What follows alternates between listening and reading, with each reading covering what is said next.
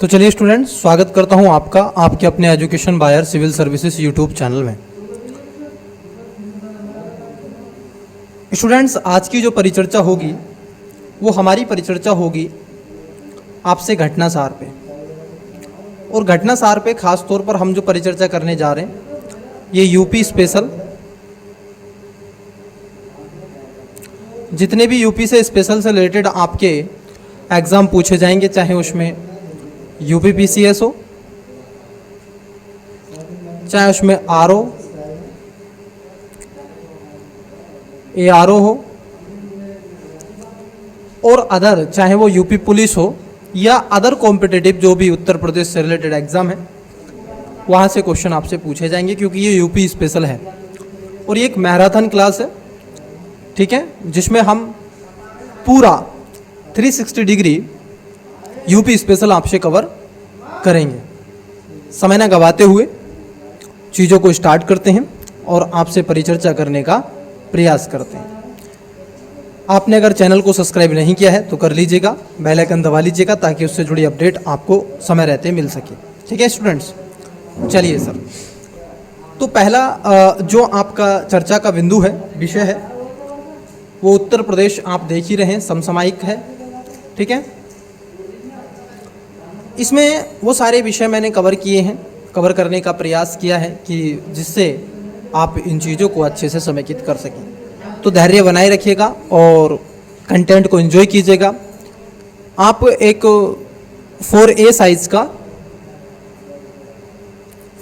Size का एक paper ले लीजिएगा ताकि उसमें आप नोट डाउन कर सकें जो आपको इम्पोर्टेंट लगे, और बाकी की क्लास आपके पास में रहेंगी तो आप इनको देखते रहिएगा, ठीक है, और इनको रिवीजन के तौर पे लेते रहिएगा। चलिए, आज आपको 2023 का जो आपका यूपी पीसीएस का पेपर रहा है वो भी मिल जाएगा। उसके बाद यूपीएससी के पेपर हम सोल्व स्टार्ट करेंगे आपसे 2015 से 2020 तक के। ओके, चलिए पहला देखिए क्या रहा है चर्चाओं का विषय।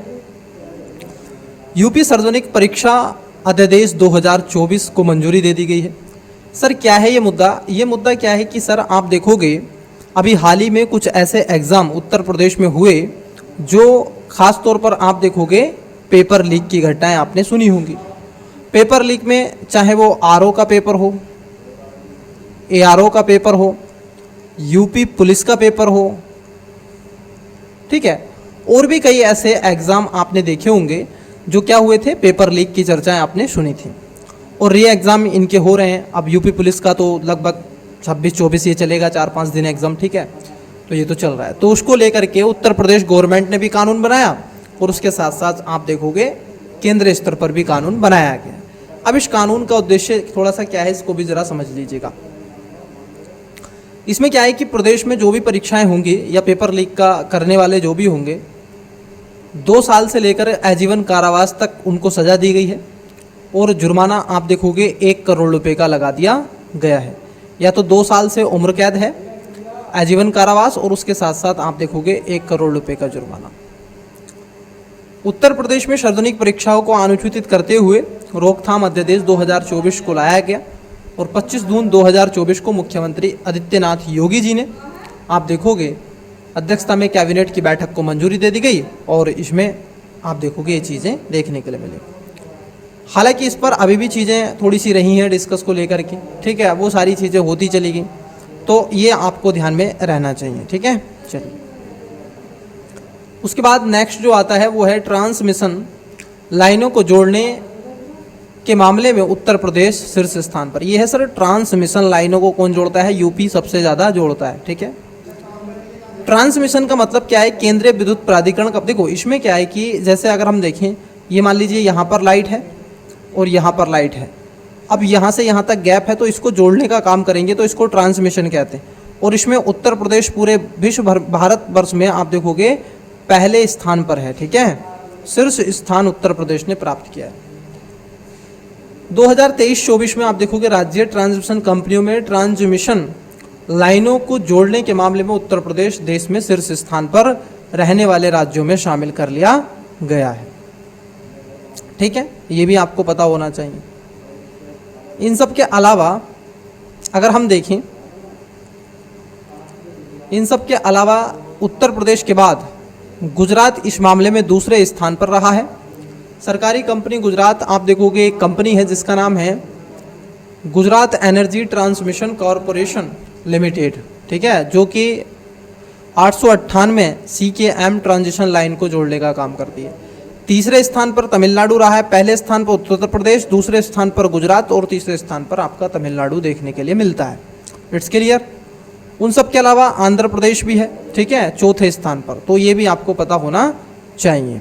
यहाँ तक चीज़ें क्लियर होगी। चलिए सर, उसके बाद नेक्स्ट आता है आपका आरती को अमल क्लूनी महिला सशक्तिकरण पुरस्कार दिया गया। कई बार पूछ लेता है कि निम्नलिखित में से किसको महिला सशक्तिकरण पुरस्कार 2024 दिया गया, तो किसको दिया गया? आप देखोगे आरती को, ठीक है, आरती को अमल क्लूनी महिला सशक्तिकरण पुरस्कार से नवाजा गया है। तो ये भी आपको क्या होना चाहिए, इसके बारे में पता होना चाहिए। यहाँ तक चीज़ें क्लियर होगी? बिल्कुल सर। चूंकि मई 2024 को उत्तर प्रदेश के आप देखोगे बहराइच जिले में 18 वर्षीय कौन है आरती, आरती की अगर बात कर लें तो ये 18 वर्ष की हैं और ई रिक्शा चालक आरती को लंदन, ये पुरस्कार कहाँ दिया जाता है? लंदन में प्रिंस ट्रंस आप देखोगे ट्रस्ट अवार्ड समारोह में अमल क्लूनी महिला सशक्तिकरण पुरस्कार, अमल क्लूनी वुमेन एम्पावरमेंट्स अवार्ड से सम्मानित किया गया है, ठीक है, ये आपको पता होना चाहिए। इन सब के अलावा स्टूडेंट्स आप देखोगे ई रिक्शा जो पहल है ये पिंक ई रिक्शा पहल है। अब ये पूछा जा सकता है निम्नलिखित में से पिंक ई रिक्शा पहल किससे संबंधित है, तो महिलाओं के आर्थिक सशक्तिकरण से संबंधित है। महिलाएं इसमें क्या करती हैं, पार्टिसिपेट करती हैं। इसमें युवा लड़कियों को प्रेरित करने के लिए सम्मानित किया गया। जो पिंक ई रिक्शा है वो महिलाओं के लिए सुरक्षित परिवहन प्रदान करने में महत्वपूर्ण भूमिका निभाती है, ठीक है, क्या करती है, ये महिलाओं को क्या करेगी, सुरक्षित कहीं ना कहीं परिवहन सेवा पहुंचाने का काम करेगा। और इस पुरस्कार को खास तौर पर आप देखोगे इंग्लैंड के लंदन में स्थित कनिंगम पैलेस में आयोजित किया गया था। ये भी आपको क्लियर हो गया। चलिए सर, इन सब के अलावा बहराइच की जिला मजिस्ट्रेट्स मोनिका रानी के नेतृत्व में यह पहल आप देखोगे 2023 में गांधी जयंती पर शुरू कर दी गई थी और इसका उद्देश्य महिलाओं को सशक्त करना है, बैंक ऋण के माध्यम से वित्तीय सहायता को प्रदान करना है, ठीक है, इसको भी थोड़ा सा ध्यान में रखना है। आरबीआई ने आप देखोगे पूर्वांचल सहकारी, अगला जो है वो है आरबीआई ने पूर्वांचल सहकारी बैंक का लाइसेंस रद्द कर दिया गया। क्वेश्चन क्या बनेगा, क्वेश्चन ये बनेगा निम्नलिखित में से आरबीआई ने किसका लाइसेंस रद्द कर दिया गया। ऑप्शन नंबर ए आपसे दे देगा पूर्वांचल सहकारी बैंक, ठीक है, ऐसा दे देगा। दूसरा ऑप्शन दे देगा केरला बैंक या फिर उत्तराखंड, गुजरात, ऐसे कोई भी बैंक लगा करके आपसे पूछ लेगा तो कौन सी है, पूर्वांचल सहकारी बैंक जो है इसका ही क्या करेंगे, लाइसेंस रद्द कर दिया गया है, ठीक है, तो यह ध्यान में रखना है। और ये खास तौर पर उत्तर प्रदेश के गाजीपुर में स्थित है, ठीक है, ये वाली जो बैंक है इसको लाइसेंस को निर्णय रद्द कर दिया। इसका कारण क्या है, इसके कई ऐसे कारण बताए गए, लेकिन इसका एक सबसे बड़ा है कि पर्याप्त पूंजी और स्थायी आय बनाए रखने में विफलता के कारण ये सारी चीज़ें करी गई हैं, क्योंकि आपसे पर्याप्त आय नहीं बनती है और आपसे खास तौर पर जो वित्त है, ठीक है, वो पूंजी जो है स्थायी नहीं रख पाते हो, तो इसलिए उसने इस चीज़ को रोक दिया है। चलिए सर, तो ध्यान में रखेंगे पूर्वांचल बैंक का क्या है, आगे बढ़िए। अगला क्वेश्चन है यूपी का पहला इको फ्रेंडली रोमा क्लस्टर। अब ये मेरी तरफ से आप आउट है क्वेश्चन, ये पूछे जाते हैं सर, क्योंकि यूपी का पहला इको फ्रेंडली रोमा क्लस्टर आप देखोगे 16 मई 2024 को वैज्ञानिक और औद्योगिक अनुसंधान परिषद CSIR के central institute of medicine and aromatics plants में, मतलब इसको बोलते हैं कैंप, CIMAP कैंप, बाराबंकी, कहाँ पर है सर ये, बाराबंकी के भगोली गांव उत्तर प्रदेश का पहला sustainable aroma cluster sustainable aroma cluster को लॉन्च कर दिया गया। किस में किया गया है? तो बाराबंकी में किया गया, ये आपको पता होना चाहिए, ठीक है, CSIR के द्वारा। इसमें क्या रखा गया है कि सर आप देखोगे 30 किसानों की भूमि पर ये पर्यावरण अनुकूल तरीके से सुगंधित आप देखोगे पौधों की खेती कर सस्टेनेबल आप देखोगे एरोमा क्लस्टर विकसित किया जाएगा। कितने हैं? 30 किसानों की भूमि पर, ठीक है। तो कहाँ पर? बाराबंकी में खोला गया है, ये भी आपको ध्यान में रखेंगे। उन सब के अलावा कृषि क्षेत्र में, ताकि आप देखोगे चीज़ों को आगे लाना है, इसमें शून्य बजट कृषि को लक्ष्य को आगे लेकर के आना है। और पुदीना किस्म को आप देखोगे CIM, ठीक है, आंटी लगाई गई हैं। ऐसे कई चीज़ें यहाँ पर शुरू कर दी गई हैं, ठीक है, तो इसको ध्यान में आपको रखना है। नेक्स्ट है उत्तर प्रदेश के आप देखोगे 6 नए उत्पादों को GI टैग मिला है। क्या मिला है? GI टैग मिला है। और जैसे ही 6 नए उत्पादों को GI टैग मिला तो आप देखोगे भारतवर्ष में सबसे ज़्यादा GI टैग प्राप्त करने वाला कोई राज्य अपना, तो आप देखोगे वर्तमान में उत्तर प्रदेश से कितने? 75 आप देखोगे GI टैग किसको मिलते हैं सर? उत्तर प्रदेश को मिलते हैं। तो इसको थोड़ा सा आपको क्या है ध्यान में रखना है, ठीक है। उसके बाद अगर हम देखें, उसके बाद आप देखोगे तमिलनाडु का स्थान आता है दूसरे स्थान पर। पहले स्थान पर भारत है और दूसरे स्थान पर तमिलनाडु का स्थान आता है। चूंकि GI टैग जो है ये 6 नए उत्पादकों को मिला है, क्योंकि भारत में सबसे अधिक GI टैग करने वाले राज्यों में उत्तर प्रदेश पहले स्थान पर है, ये भी ध्यान रखेंगे। अब क्यों मिला है 6 नए उत्पादों में? आप देखोगे सबसे बड़ा एक मुद्दा आता है सर वाराणसी की तिरंगी बर्फी। अब ये तिरंगी बर्फी का अपना इतिहास रहा है। ये तिरंगी बर्फी जब भारत स्वतंत्रता का आप देखोगे आंदोलन लड़ रहा था, जब भारत स्वतंत्रता संग्राम के समय आप देखोगे अंग्रेजों से लड़ाई लड़ रहे थे, तो उस समय जितने भी आपके भारत के उद्योग थे, स्वीट्स मिष्ठान थे, सबको क्या कर दिया गया था? अंग्रेजी शासन हुकूमत ने बंद कर दिया था। और जैसे उन पर बैन लगाया, लेकिन उस बैन की स्थिति में भी बाराबंकी के जो आप देखोगे स्थानीय निर्माता थे हलवाई के, उन्होंने 3 रंगों से, किससे? 3 रंगों से ऐसे बर्फी को डिजाइन किया, जबकि उनको तिरंगा फहराने का अधिकार नहीं, लेकिन उन्होंने 3 रंगों से बर्फी भारत के लोगों को खिला दी, ठीक है। इसलिए ये क्या है? इसको GI टैग मिला है, पहली बात।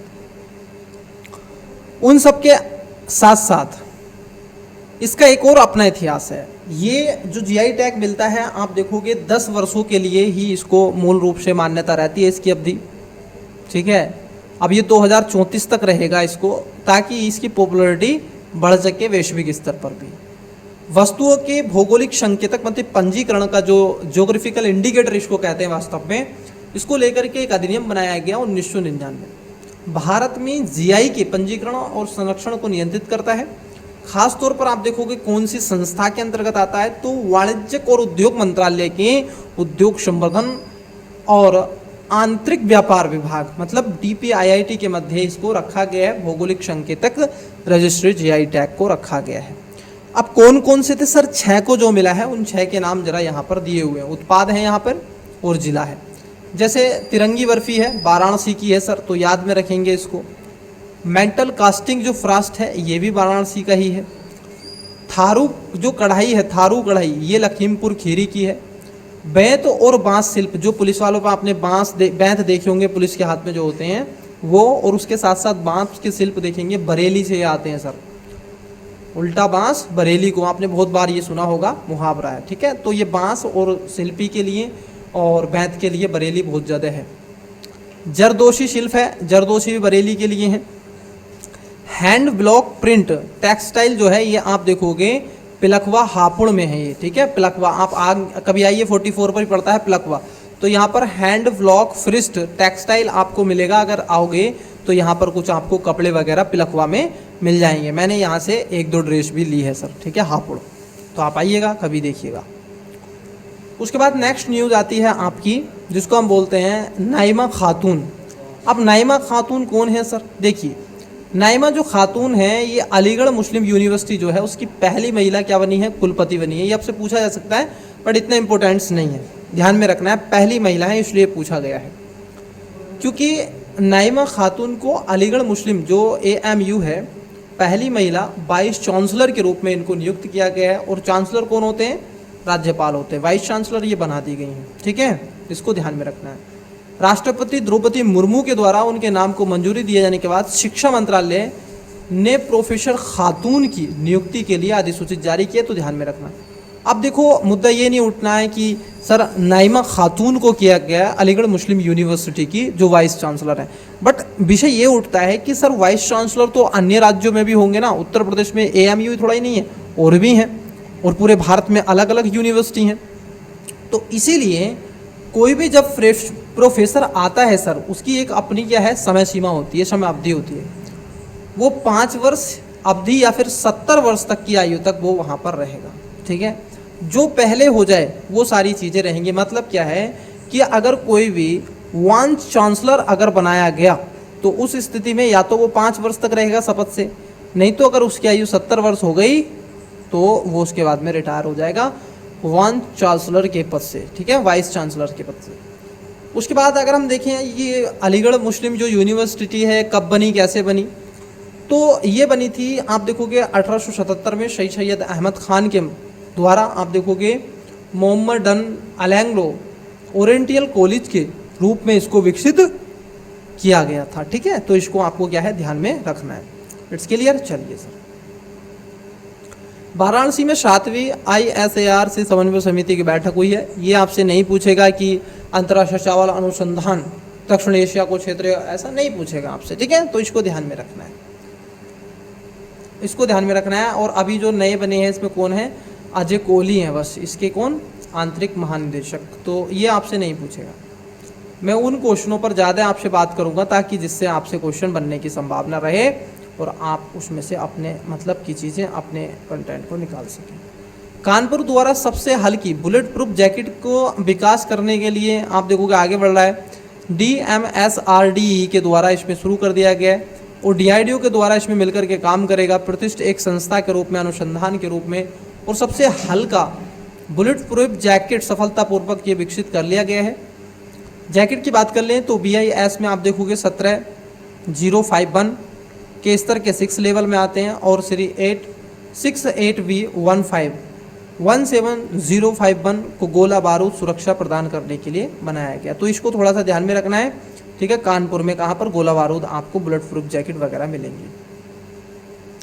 नेक्स्ट है आपका IIIT ने बनाई हाईटेक डेटा चिप। किसने बनाई है? आप देखोगे III है मतलब IIT, ठीक है। इसने क्या बनाई है? हाईटेक डेटा चिप बनाने का प्रयास किया।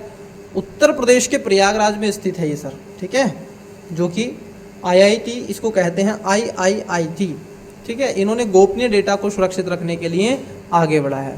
प्रोफेसर कौन है सर इस विभाग के? आप देखोगे मनीष गोस्वामी के द्वारा इसको तैयार किया गया।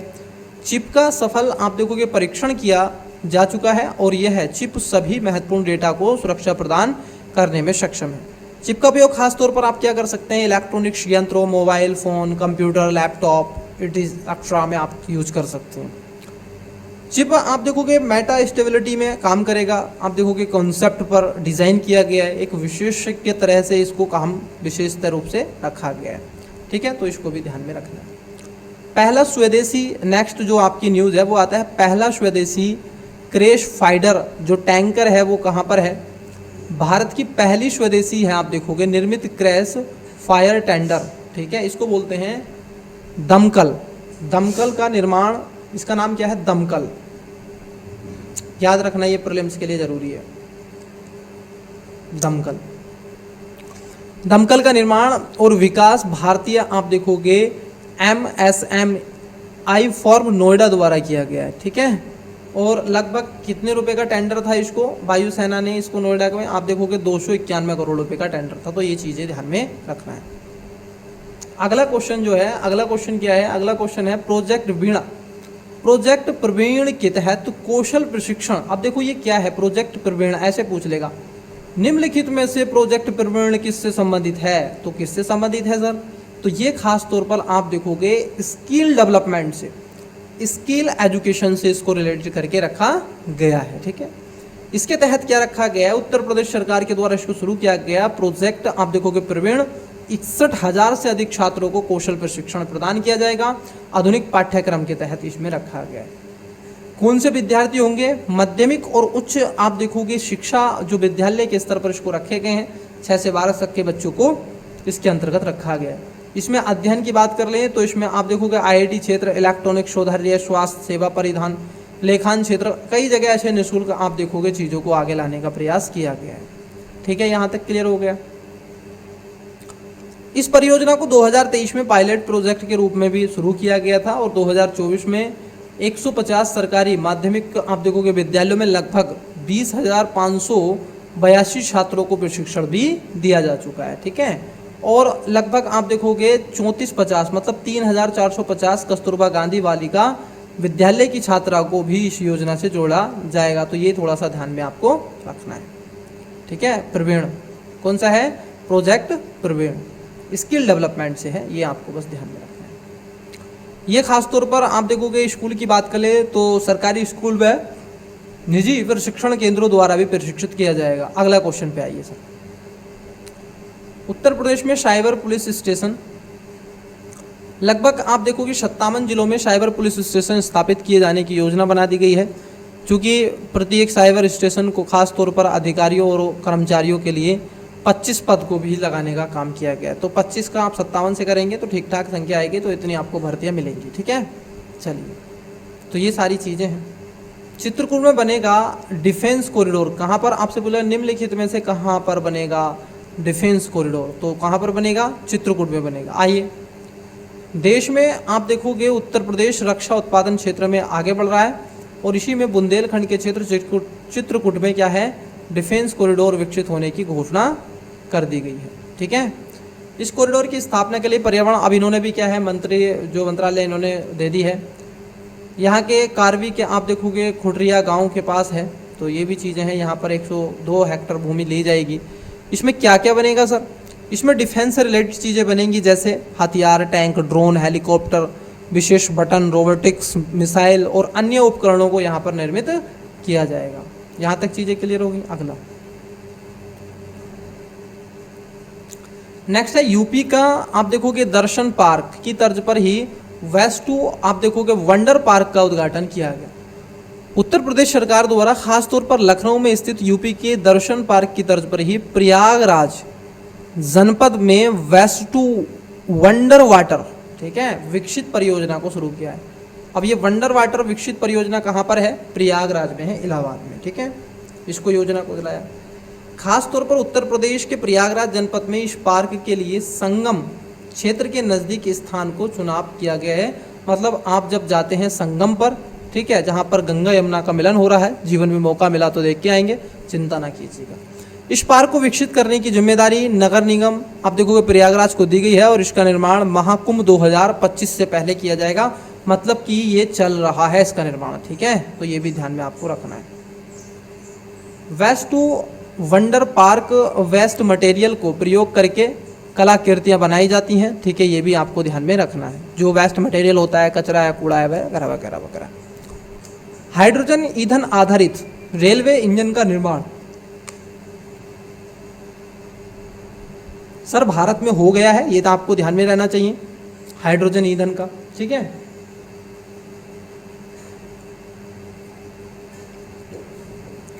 उसके साथ साथ आप देखोगे भारतीय रेलवे उत्तर प्रदेश के कानपुर स्थित भारतीय प्रौद्योगिकी संस्थान द्वारा मिलकर के हाइड्रोजन ईंधन आधारित रेलवे इंजन का निर्माण की योजना पर कार्य कर रहा है और चीजें रही। भारत का पहला सर हाइड्रोजन ईंधन आधारित रेलवे इंजन होगा, ये भी ध्यान रखना। इसका जो निर्माण किया है वो किसने किया है सर? कानपुर के द्वारा। ठीक है, और यूपीएससी ने हाइड्रोजन से क्वेश्चन पूछा था कि सर अगर हाइड्रोजन जो सेल होते हैं उनका फ्यूल जब जलता है तो उससे क्या निकलता है? ई जो इलेक्ट्रिकल होता है उससे क्या निकलता है? तो क्या निकलता है? जल निकलता है, O2 जलवाष्प निकलता है। इस इंजन के निर्माण से विकास के लिए IIT कानपुर में अत्यधिक lab centre for railway research तैयार की गई और उन्होंने मिलकर के इस पे काम किया। इलेक्ट्रिक्स आप देखोगे लोके सोड एक तरीके से फंगस कुछ बनाई गई हैं, तो ये थोड़ा सा ध्यान में आपको रखना है। गोंडवाना में बनाया जाएगा कछुआ संरक्षण रिजर्व। क्या सर? कछुआ संरक्षण कहाँ पर? गोंडा। ठीक है, गोंडा में ये बनेगा। वन विभाग ने आप देखोगे turtle survival alliance foundation India के सहयोग से मिलकर के इसको शुरू किया है। अब जो गोंडा है सर, आप देखोगे गोंडा, आप देखोगे घाघरा नदी की एक सहायक नदी है सरजू नदी, इसके किनारे आप देखोगे कछुआ संरक्षण पार्क स्थापित किया जाएगा। इसमें विभिन्न प्रकार के कछुए होंगे। 6 साल तक के लिए विभिन्न प्रकार के कछुओं की निगरानी की जाएगी। 2 किलोमीटर तक का एरिया है सरजू नदी पर। तो ये पहले पूछेगा कि निम्नलिखित में से कौन सी नदी पर कछुआ संरक्षण रिजर्व बनाया गया? तो किसकी है? घाघरा की सहायक नदी है सरजू नदी। ठीक है, उस पर यह बनाया गया और गोंडा में। ठीक है, ये भी आपको ध्यान में रखना। इसमें पौधे, पक्षी, मछली और उन सब के अलावा सांप के पाले जाने की भी यहाँ पर चीज़ें मिलेंगी, ताकि सांप को भी पाला जाए। जो कम जहरीले सांप होते हैं उनकी बात होगी। इसकी आप देखोगे 10 वर्षों की अवधि को रखा गया है। ये सारी चीज़ें आपको ध्यान में रखना चाहिए। चलिए नेक्स्ट, प्रदूषण को रोका जा सके वो भी सारी चीज़ें। नेक्स्ट है कि कानपुर में पहला गोला बारूद मिसाइल विनिर्माण परिषद का उद्घाटन किया गया है। कानपुर में 26 फरवरी 2024 को कानपुर प्रदेश में आप देखोगे प्रदेश का पहला गोला बारूद मिसाइल विनिर्माण आप देखोगे परिसर का उद्घाटन किया गया। इट्स क्लियर या नो? क्योंकि कानपुर में स्थापित की जाने वाली सुविधाओं का निर्माण अडानी डिफेंस ने किया। पहली बात तो किसने किया है ये भी ध्यान रखना, अडानी ग्रुप ने किया, अडानी डिफेंस ने। और एयर आप देखोगे एरो स्पेस द्वारा किया गया है। लगभग इसमें 4000 नौकरियां और 3000 करोड़ रुपए से अधिक के निवेश की भी अनुशंका जताई जा रही है। तो इसको भी क्या है आपको ध्यान में रखना है। देश की पहली डिजिटल साइबर प्रोफेशनलिस्ट लैब कहाँ पर खोली गई है सर ये? तो ये उत्तर प्रदेश के नोएडा में स्थित गौतम बुद्ध विश्वविद्यालय में देश की पहली डिजिटल साइबर फोरेंसिक लैब को उद्घाटित किया गया है। ठीक है, ये आप देखोगे देश की सीमा में विदेशी ड्रोन, कैमरा, फोन और अन्य जितने भी जासूसी उपकरणों से क्या करेगा, एक रिकवर करने का प्रयास करेगा, एक सुरक्षा देने का भी प्रयास किया ही जाएगा। यहाँ तक चीज़ें क्लियर हो गई? चलिए सर, यहाँ तक तो चीज़ें क्लियर हैं, आगे देखते हैं। आगे देखिए क्या है, यहाँ तक चीज़ें क्लियर होंगी। चलिए सर, यहाँ तक आपकी चीज़ें क्लियर है। अगला आता है आपका उत्तर प्रदेश राज्य का छठा रेलवे कोच आप देखोगे सेंटोरेंट। उत्तर प्रदेश के प्रयागराज जनपद आप देखोगे प्रयागराज जंक्शन पर आप देखोगे प्रदेश का छठा रेल कोच रेस्टोरेंट्स का शुभारंभ 2024 में कर दिया गया है। भीड़ भाड़ को देखते हुए, कई चीज़ों को देखते हुए। इन सब के अलावा उत्तर प्रदेश से लखनऊ, बरेली, वाराणसी, झांसी और आगरा कैंट में रेल कोच रेस्टोरेंट्स का संचालन पहले से ही किया जा रहा है। रेल कोच आप देखोगे रेस्टोरेंट्स के रूप में 2 कोच की एक आप देखोगे रेस्टोरेंट्स दिया जाता है। इसमें सिर्फ शाकाहारी भोजन उपलब्ध होगा, ये भी बातें जताई जा रही हैं। इन सब के अलावा आप देखोगे तो इस रेल कोच के रेस्टोरेंट्स में बात कर लें तो 56 लोगों को बैठने की जगह होगी और यह 24 घंटे खुला रहेगा। आने जाने वालों को गोरखपुर में भी ऐसे ही रेल कोच रेस्टोरेंट्स को खोलने की योजना बनाई गई है। तो यहाँ तक ये सारी चीज़ें हो गई, कुछ योजनाएं। अब आता है सर यूपी का बजट।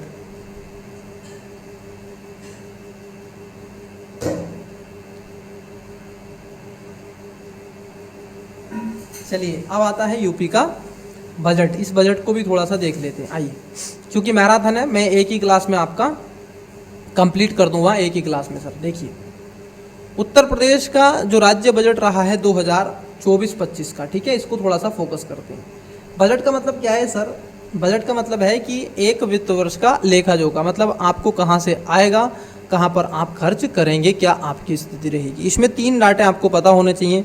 उत्तर प्रदेश का 2000 आप देखोगे जो 23-24 का जो बजट रहा है 24-25 का, वो कितने का रहा है, पहला। दूसरा, कहाँ से पैसा ज़्यादा आ रहा है। तीसरा, और कहाँ पैसा सबसे ज़्यादा जा रहा है। कोई स्कीम नहीं बनाई है तो क्या है, ठीक है, आइए देख लेते हैं इसी को लेकर। पहली बात तो कब पेश किया जाता है? 5 फरवरी 2024 को उत्तर प्रदेश के वित्त मंत्री, कौन है वित्त मंत्री? सुरेश खन्ना। ने क्या किया था, राज्य विधानसभा में वित्त वर्ष 2024-25 का बजट प्रस्तुत कर दिया। अब इसमें बजट के कुछ ऐसे प्रमुख प्रावधान थे। अगर हम देखें बजट के आकार की, तो आकार की बात कर लें तो सबसे पहली बात कही गई कि लगभग 7,36,437 करोड़ 21 लाख रुपए, मतलब 7,36,437.71 करोड़ रुपए का बजट पेश किया गया। कुल मिलाकर के आप ऐसे याद कर लें कि 7,36, आप ऐसे भी याद कर सकते हैं, लगभग 7.5 लाख से कम के आसपास में बजट रहा है। ऐसे भी आप लाख करोड़ रुपए में कम रहा है। ठीक है, यहाँ तक ध्यान हो गया। 24,863 करोड़ आप देखोगे 57 लाख रुपए, ये नई योजनाएं सम्मिलित की गई हैं इतने की। ठीक है, 24, ठीक है 24 आप देखोगे लाख, 24,863 करोड़ 57 लाख रुपए की। उसके साथ साथ इन्होंने क्या किया है, ये कहते हैं कि ये जो बजट है ये युवाओं को लेकर के, महिला, किसान, गरीबों के उत्थान को समर्पित करने का प्रयास करता है। तो इसको भी क्या करना है, आपको ध्यान में रखना है। मैं स्टूडेंट थोड़ा पानी पी लेता हूँ, आप भी पीते रहिए।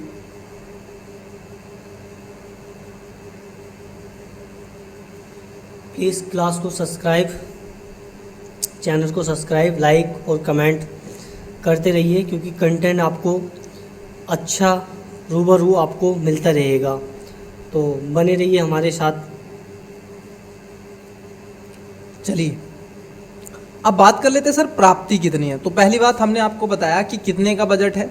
आप देखोगे 7, ऐसे करके याद रखो, 7, एक सेकेंड रुकिएगा, आपको याद करके रखना है 7,36 और 4,37.71।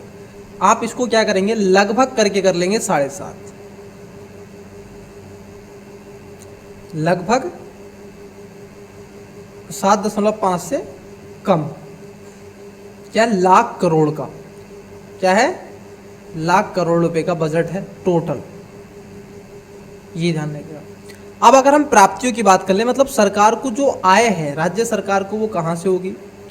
बजट की अगर कुल हम प्राप्ति की बात कर ले तो 7,21,333 करोड़ 82 लाख रुपए हमारे पास में अनुमानित हैं कि हम इतना तो हमारे पास में है। लगभग आप देखोगे 7.25 से ज़्यादा। ठीक है, अब उससे तो कम ही हो गया।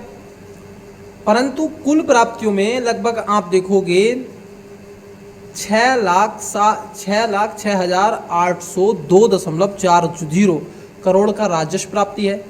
1,14,531.42 करोड़ रुपए की पूंजीगत प्राप्तियां राज्य सरकार को, प्रदेश की सरकार को होंगी। इसीलिए आप देखोगे राजस्व प्राप्तियों में कर राजस्व का अंश जोड़कर करोड़ रुपए में, इसमें राज्य का राजस्व करोड़ रुपए में, केंद्र आप देखोगे करों को राज्य का अंश के रूप में, करोड़ के रूप में सम्मिलित कर लेते हैं। तो ये आपकी प्राप्तियां। वहीं अगर हम देखें व्यय कितना है, तो घाटे का बजट है, ध्यान रखना, लेकिन इतना घाटा जरूरी है।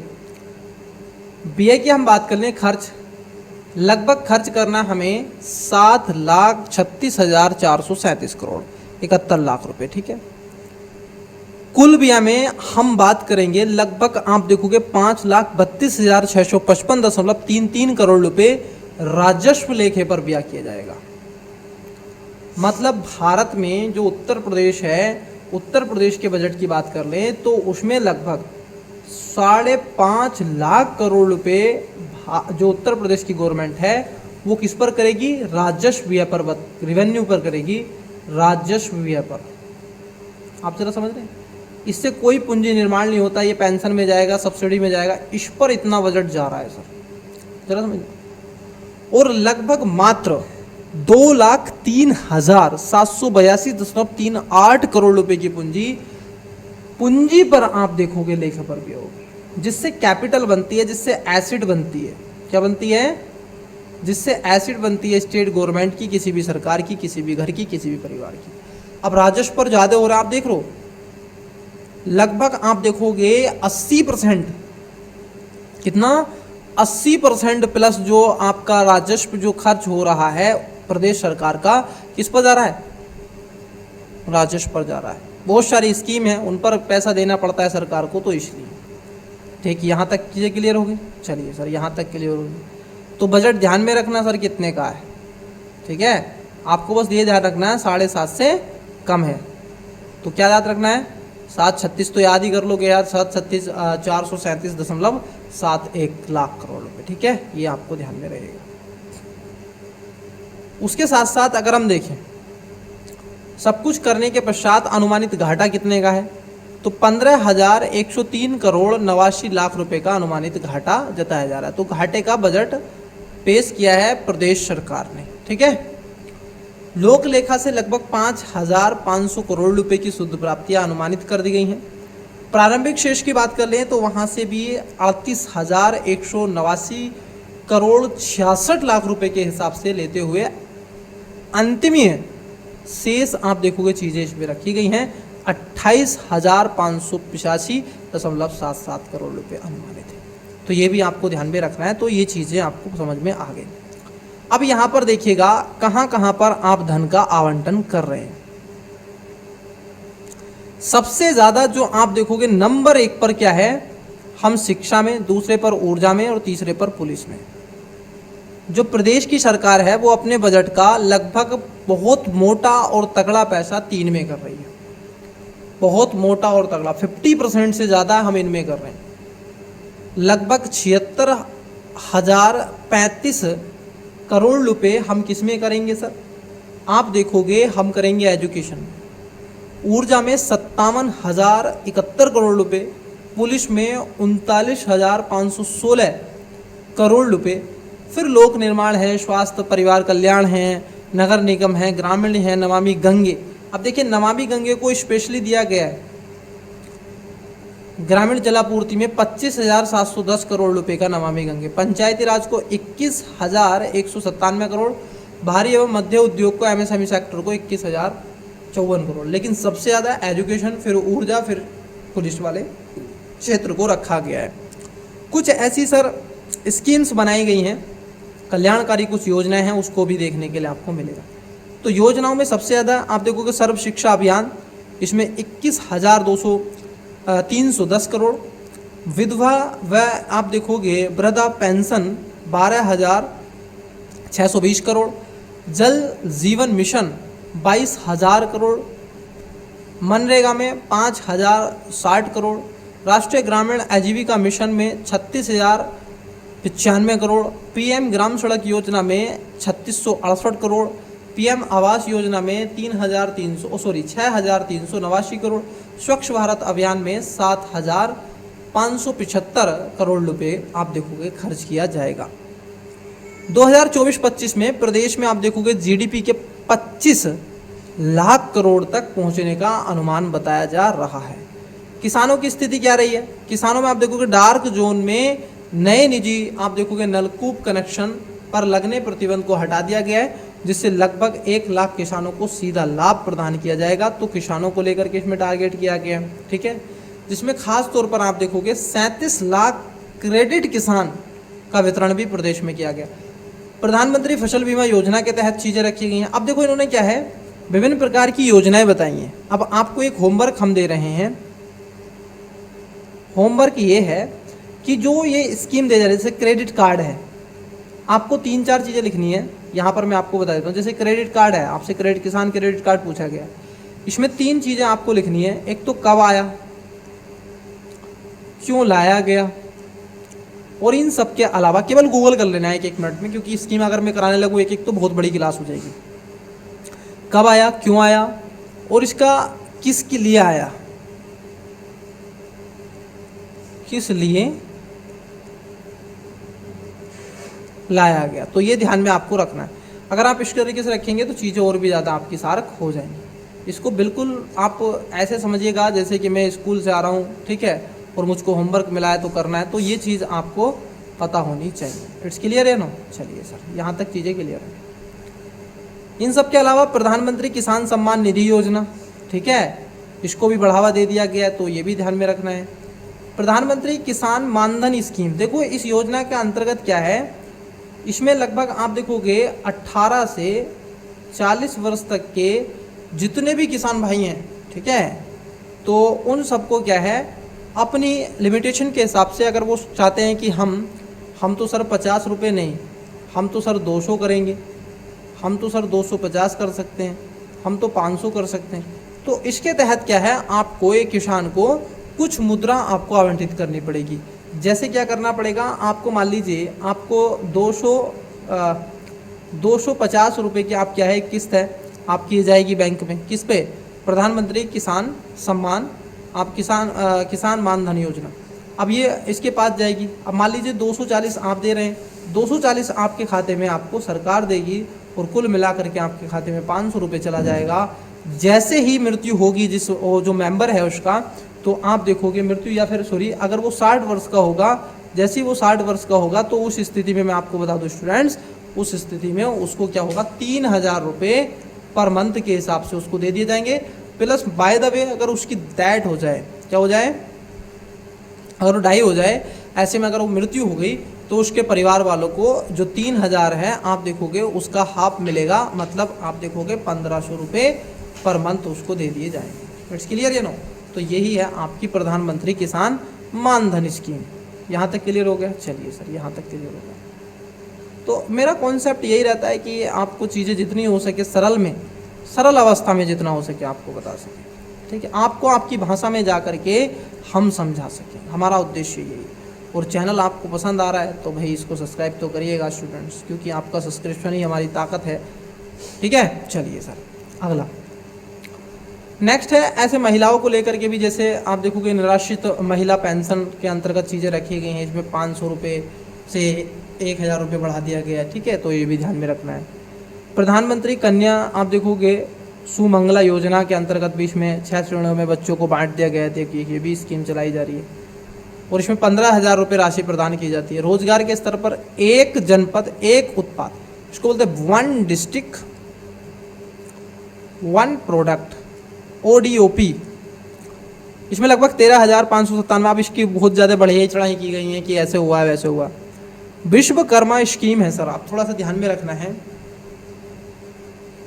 विश्वकर्मा स्कीम है, ये भारत सरकार भी इसके प्रति एक्टिव है और आप भी थोड़े से एक्टिव हो जाइएगा, ठीक है। एक आप देखोगे जन उत्पाद और उसके साथ साथ एक उत्पाद व कौशल उन्नयन एवं आप देखोगे टूलिंग योजना के अंतर्गत लगभग 4.08 लाख रोजगार सर्जित किए गए। तो ये भी आपको क्या है पता होना चाहिए। इन सब के अलावा महात्मा गांधी नरेगा योजना के अंतर्गत भी लगभग वित्त को लेकर के 2023-24 में 28 करोड़ 68 लाख मानव को क्या दिया गया है, रोजगार प्रदान करने का मौका दिया गया है, ठीक है। ये चीज़ें हैं, अब इनको बढ़ा दिया गया है। करोड़ों मानव अधिकारों को, श्रमिक अगर हम देखें कल्याण में तो ई श्रम पोर्टल को बढ़ावा दिया गया, प्रदेश की सरकार ने इस पर ज़्यादातर है। इससे क्या होगा, कामगार जो जितने भी मृत्यु विकलांग हैं उनको सहायता मिलेगी, पेंशन। और इन सबको लेकर के निर्माण कामगार मृत्यु व दिव्यांगता सहायता योजना के नाम से भी जाना जाता है, ठीक है, तो ध्यान में आपको रखना है। वित्त समावेशन को लेकर के ये बैंकिंग की सुविधाएं प्रदान करेंगे, जैसे प्रधानमंत्री जनधन योजना 9 करोड़ खाते इससे भारत उत्तर प्रदेश के अंतर्गत आप देखोगे खोले गए हैं। इन सब के अलावा प्रधानमंत्री ज्योति बीमा आप देखोगे, प्रधानमंत्री जीवन ज्योति बीमा योजना 1.90 करोड़ रुपए का नामांकन यहाँ पर हुआ है, नॉमिनेट हुए हैं। और इस पेंशन के अंतर्गत आप देखोगे क्या है कि प्रदेश में 1 करोड़ 58 लाख नामांकन का उत्सर्जन किया जा रहा है। औद्योगिक क्षेत्र की बात कर लें तो ये तो इंफ्रास्ट्रक्चर की बात करेगा, डेवलपमेंट की बात करेगा वगैरह वगैरह, ठीक है। उत्तर प्रदेश ने आप देखोगे 24 वर्ष से श्रेणी प्राप्त की है। चिकित्सा क्षेत्र की बात कर लें तो सरकार में मृत्यु दर को आज देखोगे कमी आई है, ठीक है, लगभग 2022 में 167 प्रति लाख तथा मृत्यु दर पर 2024 में 48,000 से कम होकर के 2020 में 38% के आसपास हो गई थी। तो ये भी चीज़ें हैं, नेशनल हेल्थ फैम सर्वे की रिपोर्ट है। प्रदेश में सभी 75 जनपदों में निःशुल्क आप देखोगे डायलिसिस की सुविधा उपलब्ध कराई जा रही है, तो ये भी आपको ध्यान में रखना है। आयुष्मान भारत की अगर हम बात कर लें, आयुष्मान भारत जन आरोग्य योजना के अंतर्गत लगभग 4 करोड़ 86 लाख से अधिक का आयुष्मान कार्ड धारक हुए हैं। उसके साथ साथ भारत में अगर देखें तो प्रमुख विभागों की प्रमुख परियोजनाएं हैं, जैसे आप देखोगे एक इसमें है प्रधानमंत्री मातृ वय वंदना योजना। अब देखो प्रधानमंत्री मातृ वंदना योजना ये 2024-25 के लिए, इसमें क्या है मेडिकल को लेकर के चीज़ें रखी गई हैं। ठीक है, तो चलिए ये भी आपका हो गया और अभी मुद्दा चल रही है सरकार का।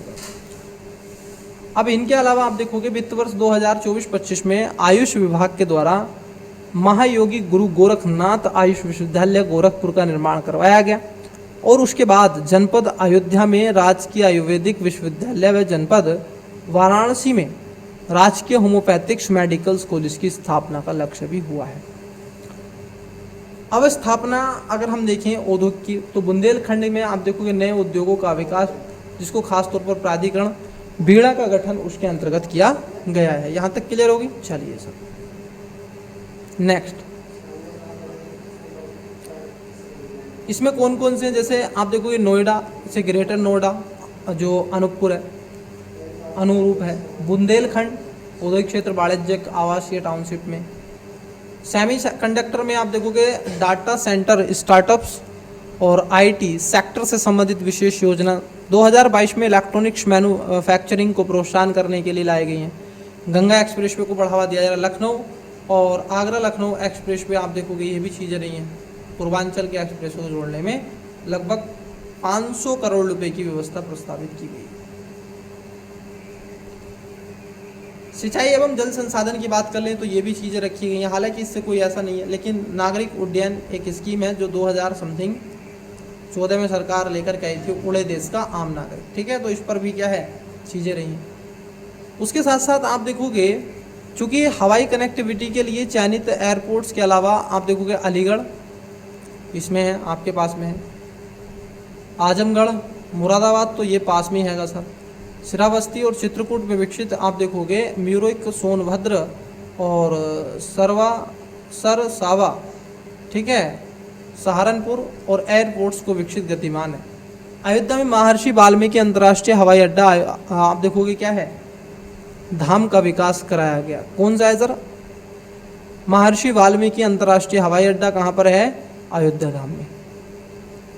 ठीक है, इसके विकास कराया गया क्योंकि अयोध्या में एयरपोर्ट की स्थापना के विस्तार के लेकर के लगभग 150 करोड़ रुपए की व्यवस्था प्रस्तावित है। तो ये इसका मुद्दा है। हवाई पोस्टिंग में ये कई चीज़ें रखी गई हैं, लेकिन ध्यान रखना महर्षि वाल्मीकि अंतर्राष्ट्रीय हवाई अड्डा कहाँ पर खोला गया है? अयोध्या।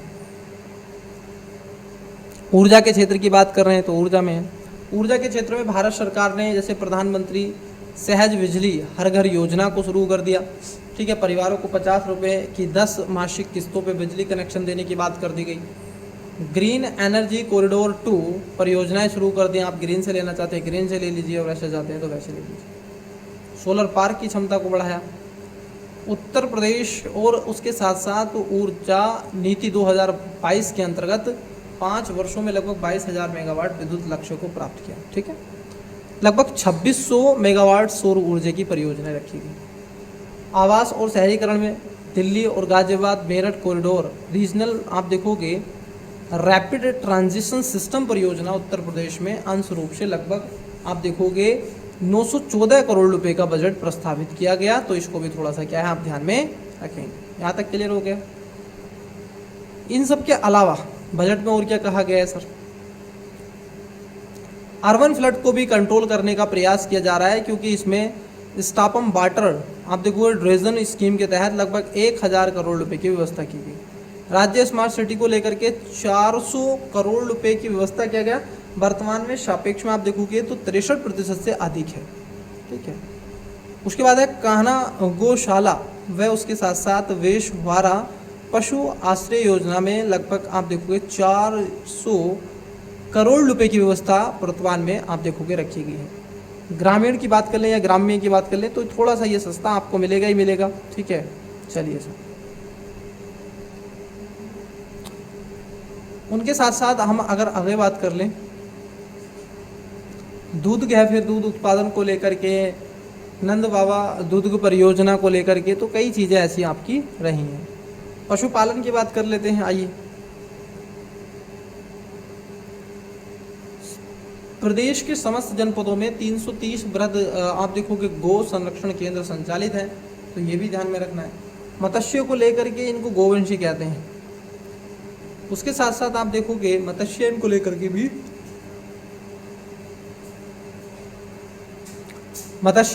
के भी इसमें स्कीम्स देखी गई हैं, जैसे प्रदेश में मत्स्य उत्पादन में उत्पादकता बढ़ाए जाने के दृष्टिकोण से प्रधानमंत्री मत्स्य संपदा योजना को शुरू किया गया। कौन सी योजना? प्रधानमंत्री मत्स्य संपदा योजना 2020 से 2025 तक संचालित की जा रही है।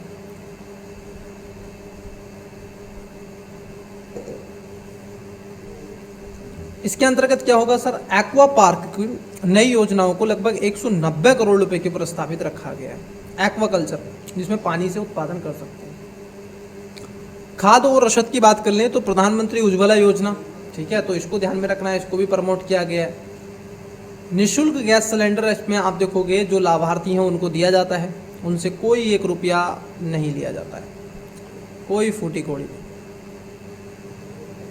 ठीक है। 1 सेकेंड रुकिएगा।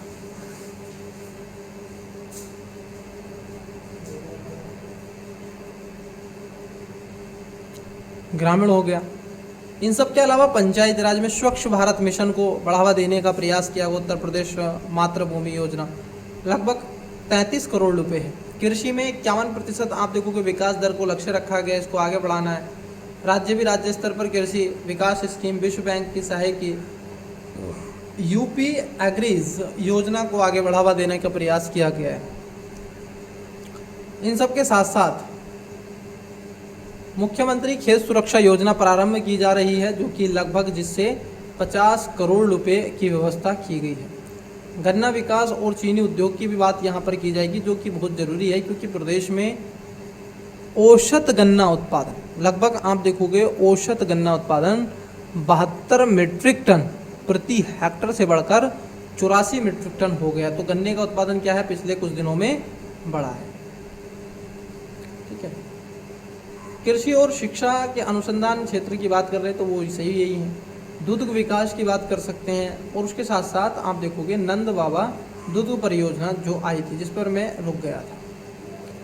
देखते क्या है ये लगभग 74 करोड़ 21 लाख रुपए की व्यवस्थित किया जा रहा है, जो वर्तमान में वर्ष की तुलना में 2021% से अधिक हो जाती है। तो ये भी थोड़ा सा ध्यान में रखना है, रुपए की व्यवस्था नहीं है। जैसे आप देखोगे पशुपालन है, हस्बेंड्री को लेकर के भी सरकार ने एक्शन लिए हैं बजट में।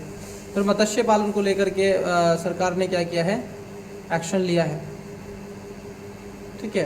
खाद्य रसद की मैं बात कर ही रहा था। लघु आप देखोगे सूक्ष्म लघु और मध्यमिक उद्यम को लेकर के बढ़ावा देना, ताकि रोजगार बढ़े युवाओं में, और इसके लेकर के आप देखोगे मुख्यमंत्री युवा उद्यमी विकास योजना चलाई जा रही है, ठीक है, मुख्यमंत्री की तरफ से ये चीजें हैं। आप देखोगे हथकरघा और वस्त्र उद्योग, ठीक है, ये 2024-25 में क्या कर दिया गया, 40,000 रोजगार सृजन करने का लक्ष्य रखा गया। पीएम मेगा इंटीग्रेटेड आप देखोगे textile and open solar system को बढ़ावा दिया गया, जिसमें लखनऊ हरदोई लगभग आप देखोगे 1000 एकड़ क्षेत्र में फैले हुए हैं। जनपद वाराणसी की बात कर लें तो यहाँ पर आप देखोगे national institute of fashion technology आप देखोगे निफ्ट की स्थापना के लिए भूमि शहरी है, 150 करोड़ रुपए का बजट भी आवंटित किया गया है। आईटी एवं इलेक्ट्रॉनिक्स के द्वारा भी इस चीज़ में रखा गया। उत्तर प्रदेश का डाटा सेंटर नीति की 2021 के अंतर्गत लगभग 8 डाटा सेंटर स्थापित किए जा चुके हैं, ठीक है, ये लक्ष्य रखा गया, तो ये भी है। शिक्षा में ऑपरेशन कायाकल्प किससे संबंधित है, आपसे पूछ लेगा कि ऑपरेशन कायाकल्प निम्नलिखित में से किससे संबंधित है, तो बता देंगे। आप देखोगे ऑपरेशन कायाकल्प का मतलब किससे है, तो ये भी आपको पता होना चाहिए। आइए देख लेते हैं कायाकल्प। ये खास तौर पर किसके लिए है सर, डिजिटल लाइब्रेरी को बढ़ावा देने के लिए, एजुकेशन को बढ़ावा देने के लिए व्यवस्था किया गया ऑपरेशन कायाकल्प। उच्च शिक्षा में ये क्या करेगा, विंध्यवासिनी को मुरादाबाद मंडल में एक राज्य के रूप में देवी पाटन मॉडल में आप देखो क्या करेगा, पाटेश्वरी राज्य विश्वविद्यालय को बढ़ावा देने का प्रयास करेगा। उसके बाद आता है आपका खेल मनोरंजन प्ले। इसको भी बढ़ावा दिया जा रहा है सर, इसमें भी चीज़ें हैं। स्पोर्ट और साइंस इसमें भी है। संस्कृति में महाकुंभ, अब ये चर्चाओं में रहा है तो इसको ध्यान में रखेंगे। देखिए कुंभ लगता है, महाकुंभ, कुंभ का जो मेला लगता है वो भारत में कई स्थानों पर लगता है, जैसे गोदावरी पर लगता है, नर्मदा पर लगता है, गंगा पर लगता है, ऐसे कई जगह। चूँकि कुंभ 2025 के अंतर्गत विभिन्न यात्रा कार्यों हेतु 100 करोड़ रुपए का आवंटित किया गया है। निष्पादित राजगृह सांस्कृतिक केंद्र श्रृंगेश्वर की स्थापना हेतु आप देखोगे खास तौर पर 14.68 करोड़ रुपए के जनपद पे रखा गया। कहाँ पर है? आजमगढ़, हरिहरपुर संगीत विश्वविद्यालय, वाल्मीकि आप देखो महर्षि वाल्मीकि संस्कृति चित्रकूट, अंतर्राष्ट्रीय रामायण वेदिका शोध की स्थापना 16 करोड़ रुपए के रूप में। पर्यटन में ये चीज़ें आपको देखने के लिए मिल सकती हैं। उसके बाद आप देखोगे कई ऐसी चीज़ों को रखा गया है जी, वन और पर्यावरण को लेकर के। जैसे इसमें पाटन और बरेली के बीच में नॉर्थ कॉरिडोर बनाया जाएगा, लेकिन वन और पर्यावरण की बात कर लें तो इसमें खासतौर पर प्रदेश में हरिमित्ता वृद्धि के सतत प्रयासरत दिखे जा रहे हैं, जिसमें वर्तमान में उत्तर प्रदेश में आप देखोगे वनावरण की वृक्ष आप देखोगे जो वृक्षावरण है प्रदेश के भौगोलिक क्षेत्र को क्या करेगी 9.23% क्या कर देगी, इंक्रीज नहीं डिक्रीज कर देगी, उसको 15% के लक्ष्य 2030 तक कैसे करेगा वो चीज़ें यहाँ पर रखी गई। नेक्स्ट, फिर राजकोषीय सेवाएं रही हैं, आबकारी शुल्क है, ठीक है, ये चीज़ें आपकी रही हैं। इन सब के अलावा श्रम की बात कर ले तो श्रम में आप देखो संत रविदास शिक्षा प्रोत्साहन है, और न्याय की बात कर ले तो डॉक्टर राजेंद्र प्रसाद जैसा कोई न्यायविधि नहीं है। ज्ञानी जेल सिंह अधिवक्ता सामाजिक क्षेत्र के रहे हैं और वे ठीक ठाक उन्होंने चीज़ों को मैनेज किया भी है। उत्तर प्रदेश से जुड़े हुए कुछ अन्य तथ्य हैं, जैसे उत्तर प्रदेश वर्तमान में देश का सबसे बड़ा उपभोक्ता और श्रम बाजार बन चुका है, ये भी ध्यान रखना। उपभोक्ता भी सबसे ज़्यादा करते हैं, हम प्रोडक्शन भी ठीक ठीक करते हैं। देश का सर्वाधिक एयरपोर्ट, सर्वाधिक मेडिकल कॉलेज और सर्वाधिक सूक्ष्म व लघु उद्योगों का लगभग 96 लाख वाला राज्य बन गया है। देश के कुल मोबाइल मैन्युफैक्चरिंग में राज्य का 65% योगदान है। भारत का पहला फ्रेड आप देखोगे विलेजेस वाराणसी में 100 एकड़ में विकसित किया गया। इन सब के अलावा 17 नगर निगम में गौतम बुद्ध नगर शहीद देश का ग्रामीण आप देखोगे सेफ्टी खास तौर पर वाला राज्य बनने की ओर अग्रसर है। इन सब के अलावा उत्तर प्रदेश देश में कौशल विकास की नीति करने वाला राज्य के रूप में भी आपको मिलेगा। मतलब कौन सा? उत्तर प्रदेश, ठीक है। इन सब के अलावा फूड फास्टैग के रूप में भी पहचान दूध, गन्ना, चीनी, आलू, आम, आंवला, एथेनॉल उत्पादक के रूप में देखा जाता है, जिसके साथ साथ यह राज्य में देश का सबसे बड़ा जो होता है 16,000 किलोमीटर जो रेल नेटवर्क है उसको 4 लाख किलोमीटर सड़क के वगैरह वगैरह चीज़ें रखी गई हैं, तो इसको थोड़ा सा ध्यान में रखेंगे।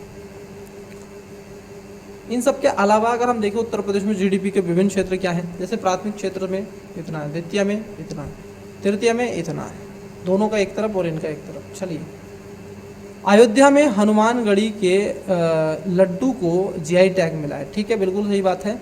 क्योंकि आप सभी जानते हैं कि इसको जीआई टैग मिल गया है और इसीलिए हनुमानगढ़ी में प्रसिद्ध वेसिन है आप देखोगे लड्डू के लिए 8 जनवरी 2024 को प्रतिष्ठापित रखा गया। 22 जनवरी को भी लोग रखते हैं, जैसे रामलला की प्रशिक्षण वगैरह वगैरह, ठीक है, तो इसको भी ध्यान में रखेंगे। संविदा गुरुकुल वाल्मीकि सैनिक कहाँ पर खोला गया है, तो राजनाथ ने मथुरा में खोला गया है। इसमें आप देखोगे 12वीं प्लस के ही छात्र क्या कर सकते हैं, जा सकते हैं, ठीक है, 42 विद्यालय। अगला क्वेश्चन भी इतना इम्पोर्टेंट नहीं है क्योंकि भारत का पहला मानव डीएनए बैंक, अब देखो ये थोड़ा सा मोस्ट है, ये मोस्ट है सर, कि भारत का पहला मानव DNA bank Banaras Hindu university VHU में उतरा। यह खास तौर पर भारत का पहला मानव DNP वर्ष 2024, ठीक है, तो इसको ध्यान में रख करके चीज़ें रखी गई। एक्सटर्नल सीमा भी लगाई जाती है ऑटो डीएनए पर, थोड़ा सा ये भी ध्यान रखना। चलिए अगला क्वेश्चन, अगला क्या है, अगला तो और तो कुछ नहीं है, अगला तो ऐसे ही फास्ट है।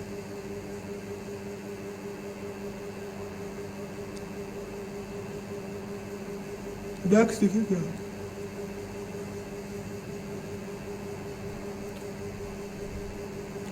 नेक्स्ट आती है आपके उत्तर प्रदेश की साथ। देखिए क्या है, आइए एक एक करके बात कर लेते हैं। ये अपने आप में एमसीक्यू है सर, क्या है,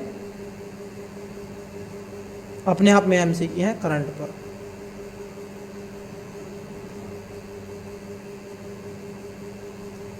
देखिए जून 2024 में उत्तर प्रदेश कैबिनेट ने टाटा सन्स के साथ कहा है कि मंदिरों का संग्रहालय बनाने के प्रस्ताव को मंजूरी प्रदान करें, जिससे टाटा के कारपोरेट सोशल और उसके साथ साथ आप देखोगे रिस्पोरेटिव फंड के माध्यम से वित्त को पोषित किया जा सके। अयोध्या में उत्तर प्रदेश सरकार ने आप देखोगे कहा पर दुनिया का पहला, ठीक है, दुनिया का पहला एशियाई बिग वल्चर संरक्षण प्रजनन केंद्र स्थापित किया गया। महाराजगंज आप देखोगे इसमें शुरू कर दिया गया है। मार्च 2000, कब सर, मार्च 2024 में किस कार्ड को संशोधित आप देखोगे सर्वाधिक मात्रा में जारी करने वाला उत्तर प्रदेश बना? आयुष्मान कार्ड को सबसे ज़्यादा भारत ने क्या किया है, और भारत के राज्य उत्तर प्रदेश ने आयुष्मान कार्ड। मार्च 2024 में अपराध की रोकथाम और जांच को मदद के लिए आप देखोगे उत्तर प्रदेश सरकार ने एक स्कीम चलाई है त्रिनेत्र। कौन सी स्कीम है? त्रिनेत्र, ये पूछा जा सकता है। 2024 में सरकार ने इस चीज़ को आगे लाने का प्रयास किया, त्रिनेत्र स्कीम को। आगे नेक्स्ट है, चूँकि बीपीएल परिवारों के लिए आप देखोगे पहले से ही चीज़ें हैं, लेकिन जिनकी स्थिति नहीं है वो तो वो चीज़ें थोड़ा सा देख सकें। आइए अगला क्वेश्चन, अगला क्वेश्चन है 2000 आप देखोगे 25 से 29 तक विश्व चैंपियन रोड रेसिंग आप देखोगे मोटेबाजी इंडिया का आयोजन प्रस्तुत, तो उसके साथ साथ उत्तर प्रदेश में कहा जाएगा कि नोएडा शहर में प्रदेश देश का वह एयरपोर्ट जिसका नाम परिवर्तित कर आप देखोगे माँ पाटेश्वरी देवी रख दिया गया है। किसका? नोएडा वाले का पाटेश्वरी रखा गया, श्रीवस्ती का, श्रीवस्ती बलरामपुर का। हाल ही में उत्तर प्रदेश ने कहा है आने वाले अपने पहले ग्लास स्काईवॉल ब्रिज का अनावरण किए और चित्रकूट को स्थित संतुलित करने का प्रयास करो। ठीक है, इतना आपको ध्यान में रखना है। उसके बाद आप देखोगे, उसके बाद में आप देखोगे उत्तर प्रदेश ने खास तौर पर सोनिया अग्रवाल ने 7 से 12 वर्ष तक के आयु के बच्चों को किस नाम से भारत का पता वित्त साक्षरता और उद्यमिता कार्यक्रम लॉन्च किया गया। तो डिजिटल आप देखोगे फ्यूचर फंड्स के रूप में भी चर्चाएं आई। ठीक है, तो ये भी है। उत्तर प्रदेश में कहा प्रदेश की पहली डिजिटल साइबरी प्रोफेशन की स्थापना की गई, तो नोएडा में की गई है, ये भी आपको पता होना चाहिए सर। उत्तर प्रदेश वह स्थान है जहां हाल ही में भारतीय वायुसेना भीष्म क्या है सर? पोर्टल है ये, भीष्म पोर्टल। ठीक है, हॉस्पिटल का परीक्षण किया गया उत्तर प्रदेश में। उत्तर प्रदेश के किस जिले में बेस्ट टू वंडर पार्क बनाया जा रहा है? तो प्रयागराज में संगम के पास में बनाया जा रहा है। तो कौन सा है? Best to wonder park. Uttar Pradesh का वह कहीं ना कहीं जिला आप देखोगे कई चीज़ें देखने के लिए मिलेंगी, इन सब के अलावा और भी कई चीज़ें आपको मिल ही जाती हैं। चलिए अगला क्वेश्चन, मोस्टली यही है आपका। उत्तर प्रदेश को नोएडा अंतर्राष्ट्रीय फिल्म सिटी से सेंटर का दिया गया है बेबू प्रोजेक्ट के रूप में। ठीक है, और क्या, उन सब के अलावा उत्तर प्रदेश का वह जिला जहां 19 फरवरी 2024 को प्रधानमंत्री मोदी जी के द्वारा श्री कल्की धाम मंदिर का शिलान्यास किया गया था, तो वो है आपका संभल। कौन है सर? संभल। उत्तर प्रदेश में 3D शहर या आप देखोगे स्थानीय डिजिटल ट्विन विकसित करने वाला देश का पहला शहर कौन सा है? तो सर वाराणसी ने ऐसा काम किया है 3D में। उत्तर प्रदेश का वह शहर जहां रामायण वैक्स म्यूजियम का निर्माण किया जा रहा है, तो अयोध्या में रामायण वैक्स म्यूजियम का निर्माण किया जा रहा है, राम मंदिर बन चुका है। 1 से 7 जनवरी 2024 के बीच उत्तर प्रदेश में कहां पर नो और आर्मी फेस्टिवल 2024 का आयोजन किया गया। तो लखनऊ में इस फेस्टिवल को आगे लाया गया, ठीक है। नो और आर्मी, तो ठीक है, ये लखनऊ में था। जनवरी 2024 में सरकारी विमानन, आप देखोगे विनिर्माता कंपनी भोगई पर कल पुर्जों की आपूर्ति के लिए पहला वितरण केंद्र उत्तर प्रदेश में किस स्थान पर रखने की घोषणा की गई? तो खुर्जा में की गई है। थोड़ा सा ये भी आपको ध्यान में रखना है, बुर्ज खलीफा नहीं, खुर्जा। उत्तर प्रदेश का पहला डीएनए बैंक कहाँ बनाया गया है? तो ध्यान रखेंगे बीएचयू में। अब डीएनए बैंक का अपना महत्वपूर्ण होता है अगर उसका सही से उपयोग हो तब। जनवरी 2024 में, क्योंकि डीएनए से आप देखोगे क्या कर सकते हैं, इससे आप डीएनए किसी में ट्रांसफ़र कर सकते हैं, उसकी बॉडी के जीन को हम पढ़ सकते हैं, उसकी बॉडी का स्ट्रक्चर का हम पता कर सकते हैं, उसका कलर क्या है, बहुत सारी चीज़ें हम यूज कर सकते हैं। जनवरी 2024 में जारी स्वच्छ सर्वेक्षण पुरस्कार 2023 में उत्तर प्रदेश के किन 2 शहरों को सबसे स्वच्छ शहर के रूप में रखा गया है? तो वो उसमें आप देखोगे, मैंने लास्ट क्लास में बताया था, वाराणसी और प्रयागराज सबसे खूबसूरत है, ठीक है।